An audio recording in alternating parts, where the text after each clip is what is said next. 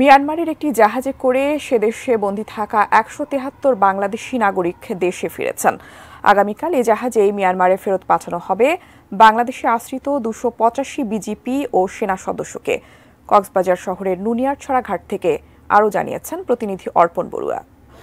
মিয়ানমারের বিভিন্ন সময় যারা মিয়ানমারের সে দেশের রাষ্ট্রীয় বাহিনীর কাছে যারা গ্রেপ্তার হয়েছিল বাংলাদেশে ১৭৩ জন নাগরিক, তাদেরকে আজকে কক্সবাজারে নিয়ে আসা হয়েছে। বর্তমানে কক্সবাজারের অভ্যন্তরীণ নৌ পরিবহন কর্তৃপক্ষের যে ঘাটটি রয়েছে সেখানে কোস্টগার্ডের একটি জাহাজে করে তাদেরকে বঙ্গোপসাগরের মধ্যসাগর থেকেই এই ঘাটটিতে নিয়ে আসা হয়েছে। এখানে আমরা তাদের বহনকারী কোস্টগার্ডের জাহাজ সেটি দেখতে পাচ্ছি।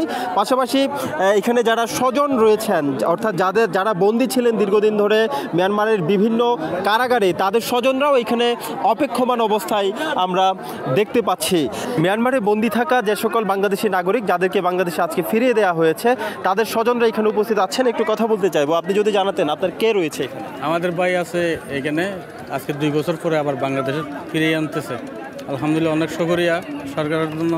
মিয়ানমারের নাপ নদীতে অনেকে আসলে জীবিকা অর্জনের তাগিদে মাছ ধরতে যান, সেখানে আবার জলসেতু সীমা অতিক্রম করার অজুহাতে মিয়ানমারের রাষ্ট্রীয় বাহিনী বা বিজিপি বা সেখানকার নৌবাহিনীর সদস্যরা বাংলাদেশের নাগরিকদেরকে বিভিন্ন সময়ে গ্রেপ্তার করে। আরেকটি বিষয় জানিয়ে রাখতে চাই, আগামীকাল ২৮৫ জন বিজিপি সদস্য যারা মিয়ানমারের রাষ্ট্রীয় বাহিনীর সদস্য এবং সেনা সদস্য রয়েছে, তাদেরকে বাংলাদেশ থেকে মিয়ানমারে ফেরত পাঠানো হবে। বিশেষ করে নৌবাহিনীর যে ঘাটটি রয়েছে ইনানির নৌবাহিনীর জেটিঘাট, সেই জেটিঘাট হয়ে সমুদ্রপথে তাদেরকে মিয়ানমারে ফেরত পাঠানো হবে। এই ধরনের খবর আসলে আমাদের কাছে রয়েছে।